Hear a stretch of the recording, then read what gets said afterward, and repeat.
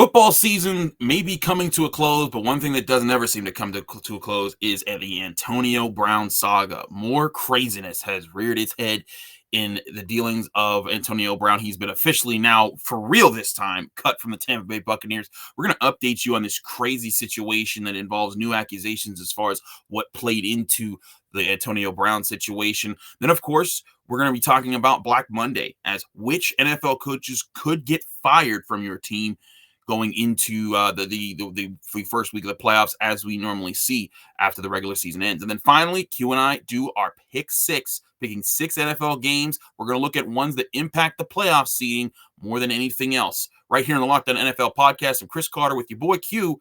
Let's do this.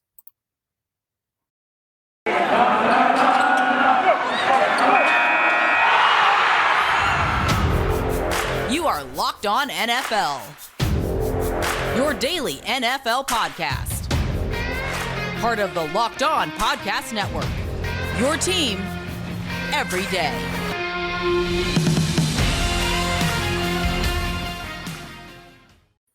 And welcome to the Locked On NFL podcast. I'm your host, Chris Carter, here with my friend and co-host, your boy Q.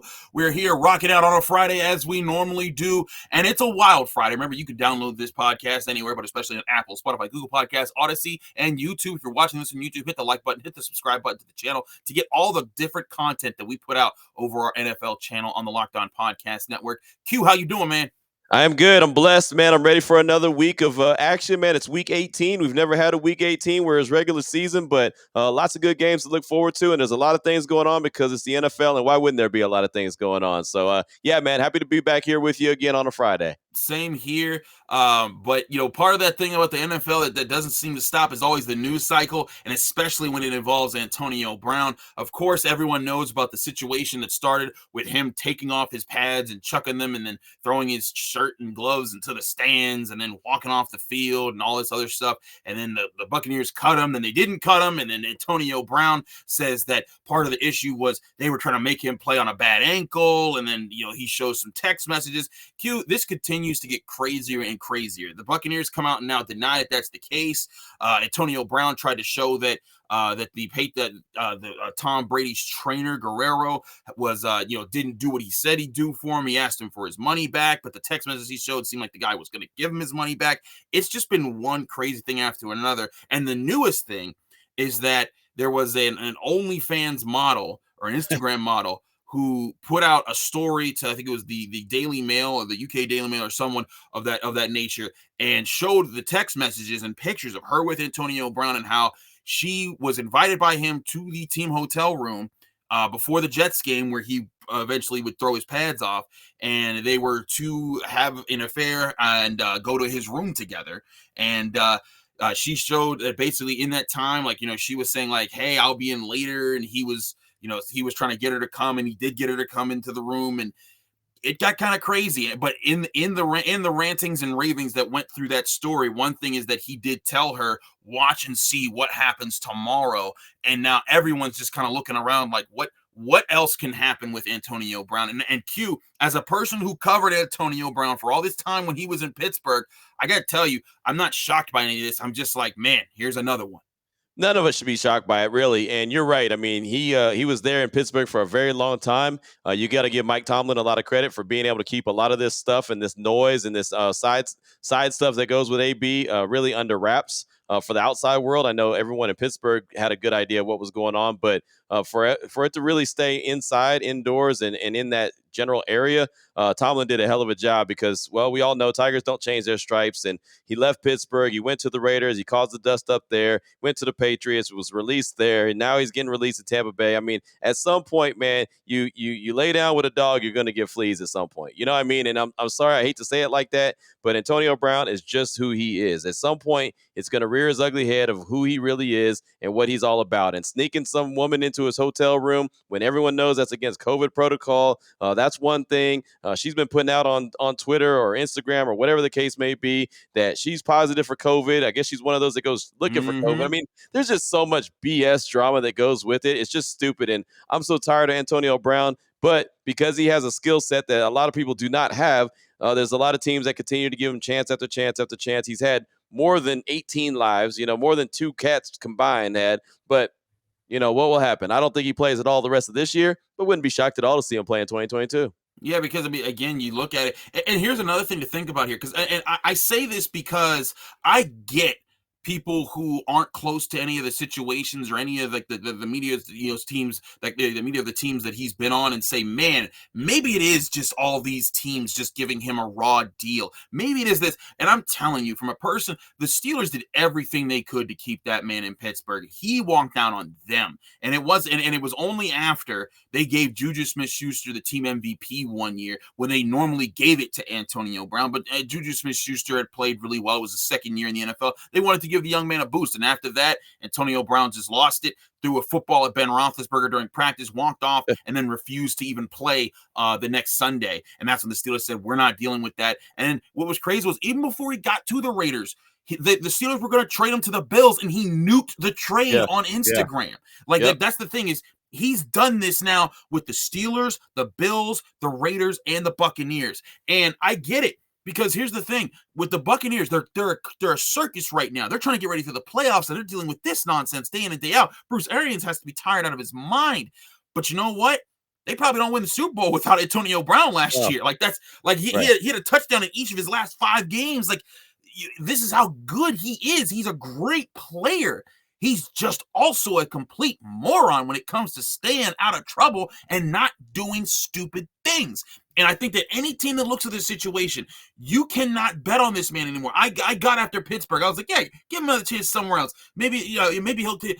After the Raiders, I'm like, man. And then I thought, as a person, I root for individuals. I want people to succeed. I was happy to see him succeed in Buccaneers. When he got a Super Bowl ring, I was like, way to clean it up, man. Maybe he's gotten his way out. Because remember, he was arrested before that, put in jail, and then he had to get out of there and then go to, and I forgot the Patriots were in the mix, with that situation when I was saying all those teams. That's another team in the mix. But you have the situation with the Buccaneers. I thought everything was cool. Now we're seeing it's just the same. Like you said, Todd changed their stripes, and I think any team that bets on him at this point they deserve whatever they get. He should have been gone from the Buccaneers when he did the whole COVID vaccination card thing. I mean, when he decided to go ahead and fake vaccination cards, he should have been gone. And you know what? I like Bruce Arians a lot. I respect the hell out of him, but shame on him because he went back on what he said. He said if he messes up one time while he's with us, he's out. But he listened to Tom Brady, which I get it. Tom Brady's greatest quarterback of all time. Fine. Okay. He's the GOAT. And he's decided to go back on his word. So it made it look like, well, whatever Bruce Arians says doesn't really matter. So Antonio Brown said, cool, my leash has just gotten a lot longer. And that's why all of a sudden you're seeing what he's doing. And ultimately it came to a head against the Jets. And now it's getting even worse as the week progresses. So I don't think we see Antonio Brown the rest of this year. But as long as he's still got an ability, wouldn't be surprised at all to see another team pick him up and say, well, we could fix him. We could fix it, yeah. Yeah, because everyone, and that's honestly, and that's what's gone on with Antonio Brown his whole career. Everyone's always giving him a pass because he's had an ability that is unlike anyone else.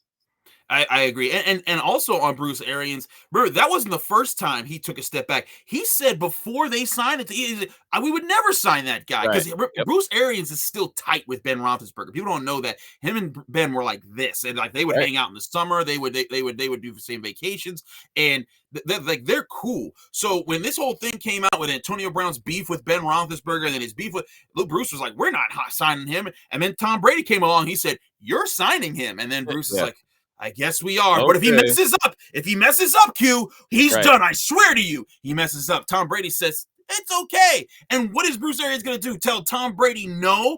That's the situation that he was in. I think it's a tough spot because Bruce Arians, it's not like he's Bill Belichick. He doesn't have the command of the franchise, even though he helped get them a Super Bowl ring. It's Tom Brady's team. We all know that, and that's part of the issue there. And for Antonio Brown, I've said this for years. I don't think that he's just a jerk. I do think that he has mental issues. I think that absolutely. I said this years ago, back in 2018 at the end of 2019, really, when he blew up with the Steelers and went on and all the crazy stuff came on. He was throwing furniture off of balconies. He was throwing gummies at police officers. He was assaulting moving drivers. I said then and there, someone needs to get this man some help. He needs to be in an institution. He needs to be with therapists, multiple therapists, people that are working with him. If someone does not put this in check, he is going to hurt himself or someone around him. And then when that happens, it won't be funny anymore. It won't be memes on Twitter. It will be, man, who could have seen this coming? How Besides could we have everybody. done something better? But to everybody else, instead of making jokes about it, it should have been get that man to some help, some professional help that will help him get his life straight. Even if it means he never plays football again, he has millions of dollars, presumably still, that he hasn't burned through it all. Get him some help before he truly ruins his life even further or ruins someone else's life. That being Right, said, exactly. I mean, it's really a shame, and the problem is he's got a lot of yes men around him. He's got a lot yep. of guys that are enablers. You know, they all say, "Oh, AB, it's not you, it's them." No, AB, it's not you, it's them. You know why? Because he's the cash cow. He's the one that keeps everyone with money in their pocket, having a good time, girls around him, all that good stuff. You know, he's the ringleader, and they're his crew, and none of them have the stones to say, all right, enough is enough. They just don't. And so I've been saying it ever since he, left the Raiders the way he did after not even playing a down for him. He's going to at some time probably do something harmful to himself, and it's going to be a shame. But we are going to all talk about it one day and say, "Wow, really wish someone had got him some help before it came to this." That's just my gut feeling. What I feel like is going to happen at some point. So far, it hasn't, and that's great. And I hope it doesn't. But I mean, it's almost like you see the destruction, you see the path. You see him headed down that path, but there's nobody there to stop him and say, "Hey, all right, enough's enough, dude." Indeed, it's a sad story right now. It's not that sad yet, but it's getting sadder. And I wonder. I just hope he doesn't try to fight Jake Paul or something stupid like that, because I think he'll end up getting hurt and it'll be even more embarrassing. But all that being said, it's time to move on and talk about other things. We'll talk about NFL coaches in just a sec. But first of all, we have to talk to you guys about Built Bars. The new year, so that means New Year's resolutions. If yours is about getting fit or eating healthier, make sure you include Built Bar in your plan. Built Bar is the protein bar that tastes like a candy bar, or maybe even better than a candy bar. Built Bar makes it easier to stick to your resolution. And that's because it tastes so good, you'll want to eat it. Unlike protein bars that can be chalky, waxy, or taste like a chemical spill. You want to eat healthy, but it just gets so boring by week 3. You're thinking, this just isn't worth it. Where's the chocolate? But Built Bars are covered in 100% real chocolate. Most Built Bars contain just 130 calories, 4 grams of sugar, 4 net carbs, and 17 grams of protein. But compare that to a candy bar that usually has around 240 calories, 30 grams of sugar, and dozens of net carbs. Here's an idea for the new year. Go to all your secret stashes, wherever you put snacks that are unhealthy, some of those chips, candy bars, all those things, and replace them with Built Bars. So when you're craving a snack or a treat, you can put a Built Bar in your body, and it'll taste great and be healthier for you. Even if you're not a huge fan of working out, doing that can really help you lose weight, lose calories, and get to that New Year's resolution that you set for yourself. And the great thing is that you have a lot of flavors to choose from. When you go to Built.com, you'll see that they have peanut butter brownie, raspberry, cookies and cream, salted caramel, mint brownie, and many more that are always coming out all the time with new limited time flavors. Go to Built.com to see what the newest one is. And when you go to Built.com, be sure to use the promo code LOCKED15. That's LOCKED15, LOCKED15, and you'll get 15% off your next order at Built.com. We're also brought to you by Get Upside.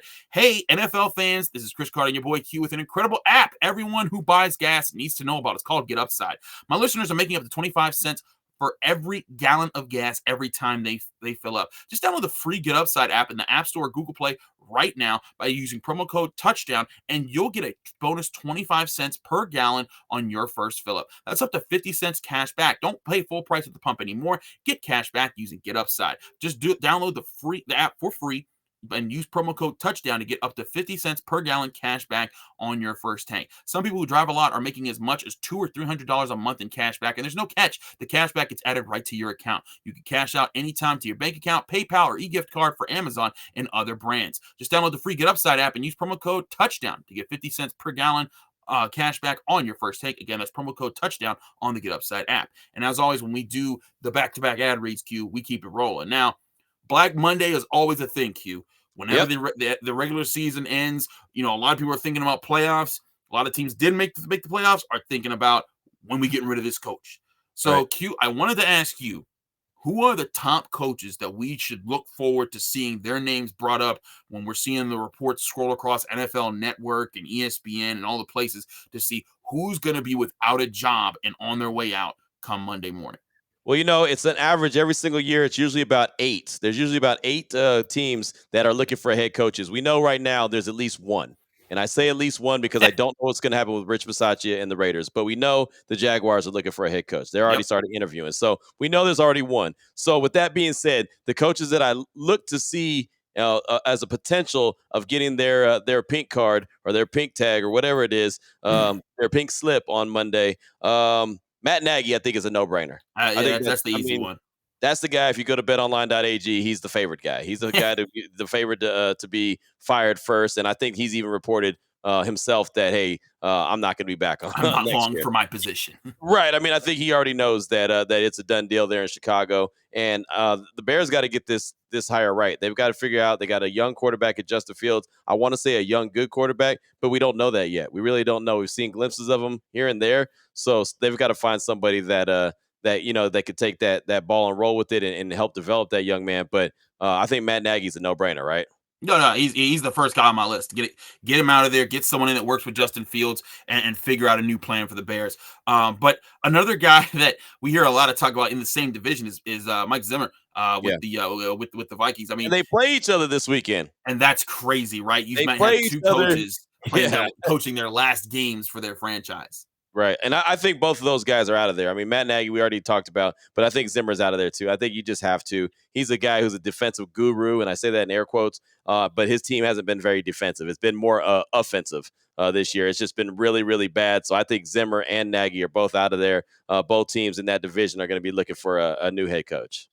Another guy that might be talked about in the other conference is Vic Fangio with the Broncos. But is that fair to Vic Fangio? I mean, there's been a lot that's gone on. They traded away Von Miller. They were obviously selling this season. Teddy Bridgewater got put in a hospital. Drew Lock just hasn't panned out. They need to try and get a franchise quarterback at some point.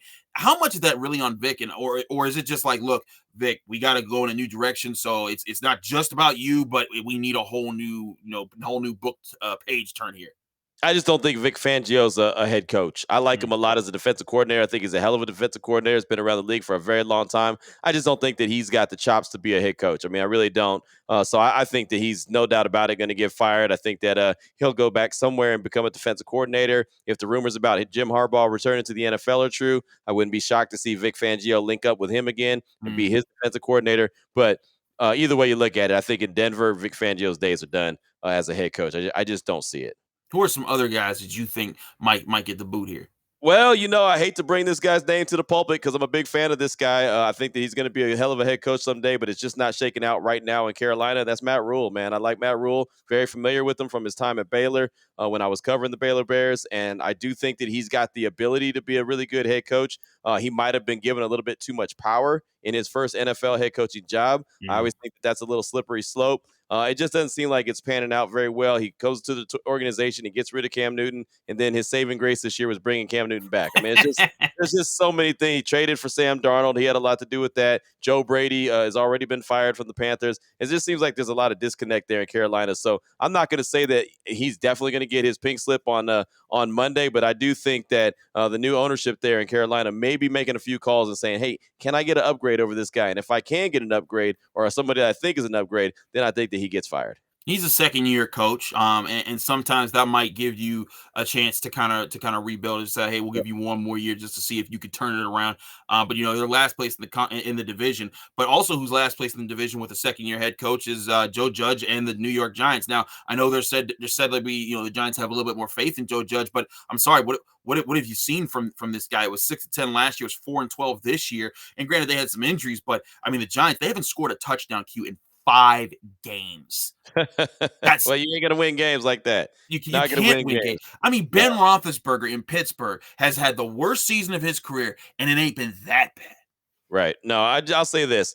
Joe Judge, I put him in the same category as Matt Rule. Like, he might not be fired. He might get an extra year. But I'll say I think Joe Judge should be fired. And the reason I do is because we all know the GM Gettleman is not coming back. So if you're already going to get a new GM, why make him stick with the guy that's already there in place? I honestly, I'll take it a step further. I don't think Joe Judge or Daniel Jones should return to the Giants. I think that whoever goes in there and takes that GM job should be in charge of hiring his coach and bringing in his quarterback, whoever that is. If they go and make a trade for someone like a Russell Wilson, a Deshaun Watson, an Aaron Rodgers, whoever may be out there on the open market as a free agent, or if they go and draft a guy, I think that should be how the tree goes. It should be the top, the GM, he brings in his head coach, and then they decide who their quarterback's going to be and move forward. Instead, they're going to bring in a new GM and say, here's your guy, Joe Judge, and here's your quarterback, Daniel Jones. So I think you're just setting the franchise back another year. Things aren't built like that. Businesses are not built like that, successful ones, that is. So I think Joe Judge will probably stick around, but I think he should be fired. Yeah, same here. I don't see them turning it around. I also think that the Giants are cursed ever since they fired Tom Coughlin. I said that back then. I'm like, yeah, they were struggling, but Tom Coughlin was known for putting together a special season every 3 or 4 years, and Right. that was like that next year looked like that might have been it. And it was kind of is the last time that they've had a winning season was Right. the year after Tom Coughlin. Since then, 3-13, 5-11. 4-12, 6-10, and they're 4-12 right now. Probably going to be 4-13 after Right. Sunday. So all that being said, those are guys that are on the list. Is there anyone else that we're skipping here? Is there anyone else that we might be overlooking who might be a surprise fire at the end of the day? I got one surprise fire, and I again be very surprised that this happens. But there's a little bit of conversation, a little bit of smoke about Pete Carroll in Seattle. I mean, there really is. And the only way I see Pete Carroll getting fired from Seattle is if they do a full court press to make sure that they keep Russell Wilson. I think that there's some real issues, some real disconnect between Russell Wilson and Pete Carroll and whoever else is in that the coaching staff of the Seahawks. I can see them making that move. If Russell goes in there and just says, hey, you've got to shake something up, or I'm basically going to fight my way out of town, then I could see it happening. But if Russell and Pete could coexist, I think Carroll returns. But that would be the one that really shocks me. And there's always one, right? Every year there's one that the guy gets fired and you're like, wow, I didn't see that coming. That would be the one for me, Pete Carroll. But I just don't think it's going to happen. But there is that slight little chance that it could, and it would be to make sure that they hold on to Russell Wilson. Indeed, I get Russell Wilson. Pete Carroll's up there, and he's been coaching for a very long time. And Russell Wilson, early 30s, he could be a guy that you said, you know what, we could probably keep him around for another half decade at least. Maybe we want to make him happy. We'll see how that plays out. And again, this might be a nothing burger. They both might be there next year, but we'll find out. We'll find out very soon. But first, before we get into any more coaching talk, we got to talk about the teams right now that have a chance to either make the playoffs or get the higher seeding in their conference in the playoffs. We'll do that with our pick six, looking at the top 6 games for NFL fans to watch this season. But before we do that, we got to go to BetOnline, the place where you can make money off of which teams might make the playoffs. BetOnline.ag has you covered all season long with more props, odds, and lines than ever before as football season gets ready to start the NFL playoffs. It's where you can make a lot of money because BetOnline remains your number one spot for all the sports action this season. Head to the new updated desktop or mobile website to sign up today, and you'll receive a 50% welcome bonus on your first deposit. Just be sure to use the promo code LOCKEDON. That's LOCKEDON, Locked On, and you'll receive that welcome bonus. From basketball to football to NHL to boxing to UFC, right down to your favorite Vegas casino games, don't wait to take advantage of all the amazing offers available this season for the 2021 season at BetOnline, the fastest and easiest way to bet on all your favorite sports, and BetOnline, where the game starts.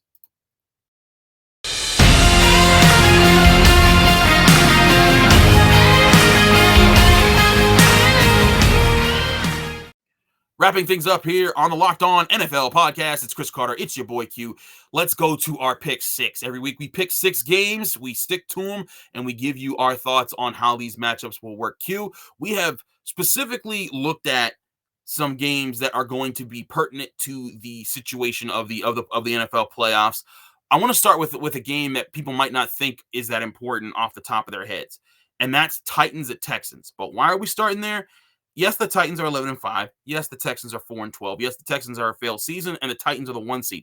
But they haven't clinched the 1 seed. Right. They need to clinch the 1 seed with this game to be able to have a week off and next week, and then go in with maybe the good chance that Derrick Henry will return fully healthy, and they don't have to play a game that actually counts against them and has a chance to eliminate them without him on the field. I like the Titans in this game, but is this one where you could see the Texans playing spoiler?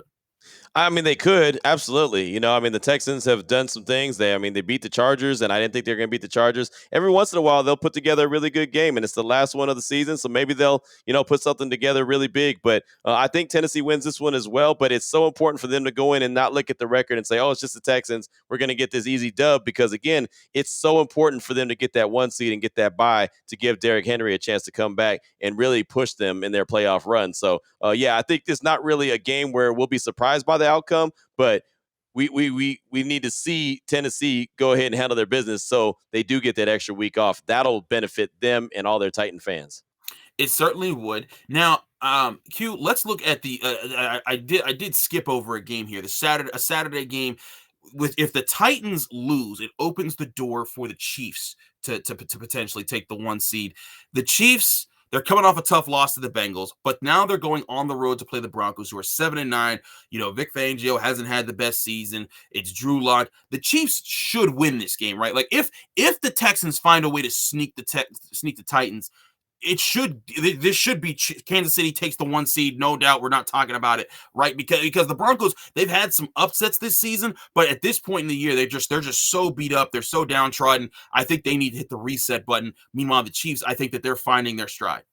Right, exactly. I mean, and Kansas City lost to Cincinnati a week ago, but the Broncos aren't Cincinnati. The Broncos just can't score. Their offense stinks. Drew Lock stinks. Vic Fangio stinks as a head coach. It just is a lot of stink going on with that team. So yeah, they're not going to upset the Chiefs at all. I'm actually even surprised we talking about this game because Kansas City's gonna. I think they're just gonna roll through Denver, and no doubt about it. But again, that game that matters the most is that Titans and that Texans game. That's the game that really matters. 10-6 Patriots at 8-8 Dolphins. The Patriots, if they win this game, they have a chance to pass the Bills if the Bills lose to the Jets. But and the Dolphins have in Miami have been a house of horrors for New England. Is this upset central time? This is one where I actually do think Miami could beat. I actually picked them to beat the Patriots. They normally gave Tom Brady a hard time there. This will be Mac Jones's first trip there. I think he's going to be in for a rough one. I could see that. I absolutely could see that. I'll say this though. I don't know if you could trust Tua yet. I've said it multiple times. Even when they were on their 7-game winning streak, I kept saying Tua is still unproven. Nobody really knows who he is. He don't even know if he's going to be the franchise quarterback. I think that this is the game that Tua would have an opportunity to prove himself. It'd be a great way to end the season for Miami after having their 7-game winning streak snap, and Tua could go off into the sunset, feel good about himself going into the offseason. But I just think that Bill Belichick knows what's on the line here, so he's going to find a way to make sure his team gets his W. But yeah, Miami could absolutely upset him, but I'm rolling with New England in this one.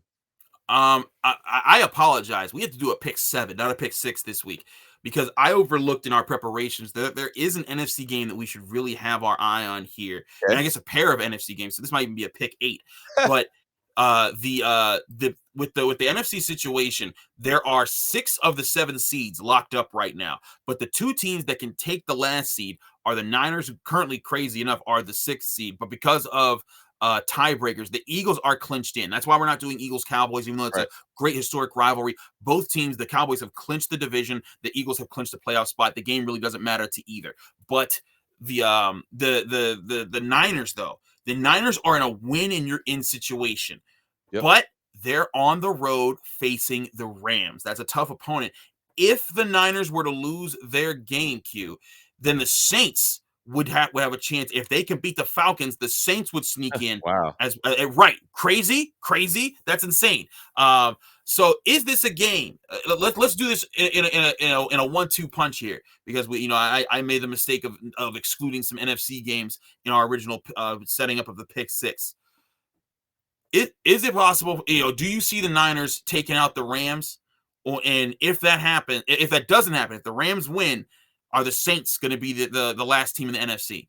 I could definitely see the 49ers beating the Rams. They always give the Rams a tough out. They really have had their number as of late. 49ers, for some reason, they just understand Sean McVay and what he's trying to do. So they crushed the Rams early this season, too. That's what I'm saying. I can absolutely see the 49ers beating the Rams. And in that case, in that scenario, I definitely think the Saints would, if the Rams win, then the Saints will get in, because the Saints aren't going to lose to the Falcons, in my opinion. So Most likely, though, if I had to bet money on it, I would say San Fran's going to win this game against the Rams. Yeah, the way that they beat him, it seemed like it was a matchup situation. I know the quarterback situation with San Francisco is a little different, but that defense gave the Rams fits last time. And the Rams, they're in a situation where they can't get the 1 seed. They've already clinched the division. They might be like, you know what? This might not be that important to get rid of this. I'm going with you. I think the Niners are going to win, and it'll make the Saints Falcons game not matter all that much. But now let's get into the crazy AFC scenarios, and these are the 3 games that you have to watch the most. First of all, Colts at Jaguars. Why does this game matter? A lot of people are probably asking. Well, the Colts are not in the playoffs yet. If they lose to the Jaguars, they're in a lot of trouble because then the Indianapolis Colts would then be in a situation where if they lose, I believe they're straight up out, because then it would be the winner. It would either be both the Chargers or the Raiders, or the winner of Steelers Ravens. And that's a tough situation to me. But they're going to Jacksonville. Now, a lot of people might say on the face, like, wait a minute, Chris, Q, why are we talking about this? Jacksonville's 2-14. But Right. Q, they have beaten the Colts in Jacksonville going back to the 2015 season. The last time Indianapolis won in Jacksonville was 2014. And for those who might say, oh, well, they were a better team in those years, there was only one of those years they had a winning record. Every Right. other year, they were either bottom of the barrel or just just short of the winning record. But most of these years, they've had 3 wins, 1 win. Last year, the one win the Jaguars had that put their first overall pick in jeopardy was against the Colts in Jacksonville. Yeah, This is not a game I think is that automatic. Q, do you think they continue this odd streak they have over the Colts? Because the Colts, to me, they're not a very good team. They run the ball very well, and they have some opportunistic defensive moments. But they're a team that, like, if Jonathan Taylor's taken out of it, they're in trouble. Yeah, I think that the Colts are going to win this game. I really do. I know I agree with everything you said, but they have so much riding on this game, and Jacksonville has nothing riding on this game. I just think that the Colts, if they can't get motivated to go in there and beat the brakes off the Jags, then there's a problem with them. I do think Taylor's going to have a big game. Hell, he had 100-plus yards against the Raiders a week ago, but it wasn't game record yards, and Carson Wentz was not very good. He wasn't very sharp at all. So if Carson Wentz has half a pulse and goes in there and plays a little bit better than he did a week ago, I think the Colts win this game. But man, I mean, if they don't and they miss the playoffs because of the Jaguars, the conversation on Monday, you want to talk about surprise coaches that gets fired. I know Frank Reich's not going to get fired, but he might be under consideration if that happens with the playoffs on the line. It would be a rough upset for the Colts to take. I'm going to pick the Colts to win too. I know that this is a you got to close it out moment. You can't blow this opportunity. But if they did, it would open the door for the winner of this next game, Steelers at Ravens. Now, this is a crazy game. Ben Roethlisberger just had this amazing send-off cue. I can't tell you how many times I heard "Thank you, Ben," or "Let's go, Ben," for his last game at Heinz Field last week. But it's not his last game ever, because he's going to Baltimore. They're going to play one more time. Now, it looks like the Steelers might be without Deontay Johnson, their leading receiver, and Joe Hayden, their number 1 cornerback. But they got back Devin Bush, Joe Schobert, and a bunch of other guys off the COVID list. Meanwhile, Lamar Jackson has not practiced yet. And this is a crucial game, because if the Steelers win, all they would need is the Jaguars to win, to beat the Colts, and then they would just need Chargers versus Raiders to not be a tie, and then the Steelers are in. But if the Ravens were to win, they would need also the Jaguars to beat the Colts, but then they would also need the Dolphins to lose their game, because I believe of strength of schedule of some sort, and then they would also need the Chargers to lose. So they would be betting on they would need the Raiders to win Sunday Night Football there. But to me, TJ Watt has been a record of games. And I told you, Q, he should be Defensive Player of the Year over Myles Garrett. They went head-to-head this past week. He had 4 sacks, Myles Garrett 0. And that, to me, this is the record of games TJ Watt. He has had 5.5 sacks in his last 2 games combined against the Ravens. I think he has another game like that, and the Steelers are able to come out on top against Baltimore. But what say you? I agree with 100%. And you're absolutely right about TJ Watt. And I have no problem being stand corrected. As I said before, I think that they were both excellent players. Mhm. I just preferred Garrett, but when they went head to head, like you mentioned, one guy shined and one guy didn't, and that's the big stage that you need to shine on and help get your team over the top. And Garrett didn't do it. So yeah, I had no problem admitting to anybody that T.J. Watt was that dude, and most likely he's going to break the single season sack record by help by Michael Strahan, and that'll be awesome. It'll be great to see it. He's a hell of a dude and a hell of a player, and I do think that the Steelers are going to win this game. I don't know if Lamar Jackson is going to play or not. I like Tyler Huntley. I like what he brings to the table. But I just think with that Steeler pass rush, it's going to be hard for a young dude like him to be able to really navigate and try to get, try to win that game when he has so much confusion defensively. Offensively, I don't know what the Steelers are going to do. But defensively, I know they'll bring the pain. It's gonna be rough on offense. Right. This game could come down to being like 10-6. Right. It might be these teams' records by the end. Right. Exactly. 9-7. Defense is strong enough to win. That Yeah. defense is strong enough to win. Sure thing. Now, here's what arguably is the game of the week, because both teams have a shot at the playoffs. Now, if um if things work out, if the Colts win, it's win or go home for this game. If the Colts Right. lose, then there's other there's things that could go in and they could both kind of make it. But the bottom line is, winning, you're in. The Raiders at 9-7 host the 9-7 Chargers. Q, I'm gonna let you take the floor for this one, because this is your game. This is all you've been able to have probably had to talk about this week, with everything that's going into it. What do you see in this game and how it plays out?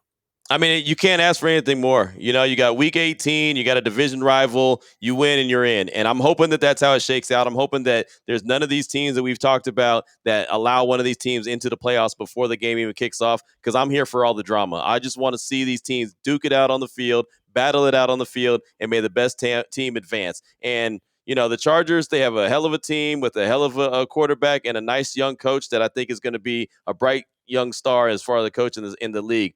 But with what the Raiders have had, regardless if you're a Raider fan or not, what the Raiders have gone through this season with the resignation of It's their insane. coach, with Henry Ruggs being released after a terrible, tragic accident where he ultimately cost a young lady and her dog their life. Damon Arnett being released because he's a social media thug. I mean, there's just all kind of different scenarios that have gone on. Darren Waller's been out since Thanksgiving. He might return. I mean, the Raiders shouldn't be here at all. They If shouldn't. they have an opportunity to win 10 games and get into the playoffs with everything I just rolled out in front of them, with the interim head coach that's never been a head coach before in his career, come on, man. I mean, it's an unbelievable story. So I just can't wait to see how it actually shakes out. But you're at home, Allegiant Stadium. It's Las Vegas. Do the lights get any brighter? Does the drama get any bigger? I don't think so. So I'm going with the Raider Nation. I do believe that the Raiders have that home field advantage, and they're going to have that home field advantage Sunday night. I think they're going to make a difference in the game. I think they're going to help affect the game.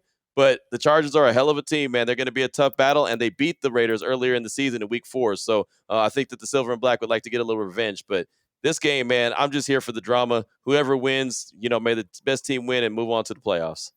I'm right with you. The Raiders have endured so much drama, so much craziness. I pegged the Raiders to fall off a month ago. I was like, well, once Henry Ruggs happened on top of John Gruden, not to mention Arnett and everything else that's gone on, I was like, this team, like, and it wasn't man, this team sucks. It's just like, I feel terrible. Like, Right. like if you're, especially Derek, I am most impressed by Derek Carr. He has kept his composure at every step of this season, and that to me speaks a lot. Your character, when you're able to rise above the noise and the fire in that situation, that says a lot to me. I think the Chargers have the more talented roster right now, but I think the Raiders at home, all the fire, they're fighting. They've had some clutch wins down the stretch here to kind of keep them in this situation. I think the Raiders pull it out at home and they lock their way into the playoffs. And by those rules, we were both saying we both think the Colts will win. So we're saying that the last two seeds of the AFC will go to the Colts and the Raiders to make the 6 and 7 seeds here. Will be very interesting to see how that plays out and who gets the 1 seed in the AFC as well as who gets the last seed in the NFC. Q, it's always fun doing this with you, man. We'll see if any or all of our picks were right next week, and then we get to talk some football wild card weekend. Yep. I am too pumped. We'll also get to see if our Black Market or our Black Monday picks for a Black Market. What am I was wondering where you're going with that. Like, I ain't no criminal, man. I ain't going to no black market. The back alley and trying to do some undercover stuff. Like, I ain't trying to do all that. You know me, man. I go to the hard streets of Pittsburgh and find There you me go. some dark materials that no one wants to know about. Right. But point being, it's good. It's gonna be Black Monday. We're gonna see which of our predictions came true and which teams need new coaches, and how that plays out. So it's gonna be a fun weekend. Stay tuned. We'll have a lot more in the Locked On NFL podcast on Monday. Bo Brack will be back. He'll be recapping everything, getting you ready for the rest of the week as we get ready to head into Wild Card Weekend. Q, let people know they can find you, follow you, and get more of your work. Well, on Twitter, you can always find me on Twitter at your boy Q254. It's real easy. All my shows, Locked On Bets, Locked On Raiders podcast, always tweeting out the link so you can check it out anytime you want. What about you? I'm the same theater. You can find me on Twitter and Instagram at Carter Critiques. That's where you can find my content. I do the Locked On Steelers podcast, just like Q does Locked On Raiders and Locked On Bets and all the things that Q does.